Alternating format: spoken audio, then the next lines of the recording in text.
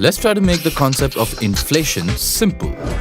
Look at it this way. Suppose you're in another city and want to make it home in time to meet your wife for your anniversary. If you're driving at an average speed of 70 kilometers an hour, it'll take you about 4 hours to reach home in time. But what if the road to your destination was a little different? Say the road is like a treadmill and constantly moves backwards while you're trying to move forward. If the road is moving backwards at a speed of 10 kilometers an hour and you still want to reach in 4 hours, you're going to have to drive faster, or you're not going to be able to surprise your wife in time. The world of investment is like the combination of the road and the treadmill. How's that?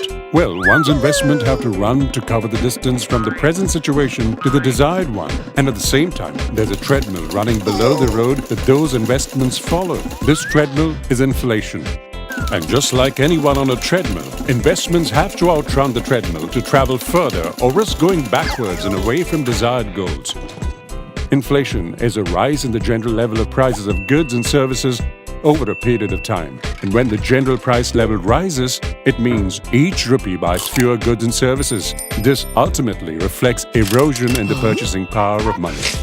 Back to you. Assume the current rate of inflation is 10% per annum. This means that what you could have bought for rupees 10,000 last year costs more this year. But suppose you decided not to spend the money last year and instead invested in somewhere that gave you a return of 9% per annum. Today, that rupees 10,000 would have matured to rupees 10,900. But thanks to the effect of inflation, you have fallen short of rupees 100. You may have been in this situation before, but most of us don't even notice it.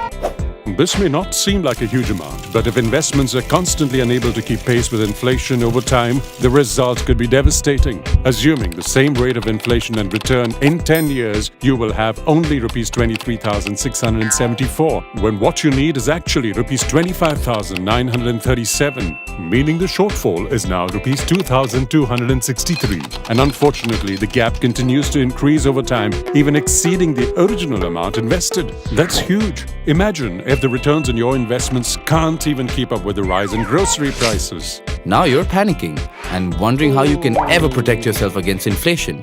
Is that even possible? Should you buy everything you may need in the future now, so you don't pay higher for it later? Bad idea. You could buy and store silver and gold, but not food, not healthcare, or education. Those can't be stored. The solution? Wait for it. Is investing. Pretty obvious, huh? But it's true. By investing regularly and wisely, one can stay ahead of inflation. It is important to constantly keep track of the real returns on investments, which is the returns on investments minus the prevailing inflation rate. It is vital to protect purchasing power. So remember to plan ahead and invest in asset classes that will give high rates of real return over time. Don't compromise on your goals due to inflation. Instead, reassess your strategy and accommodate for inflation.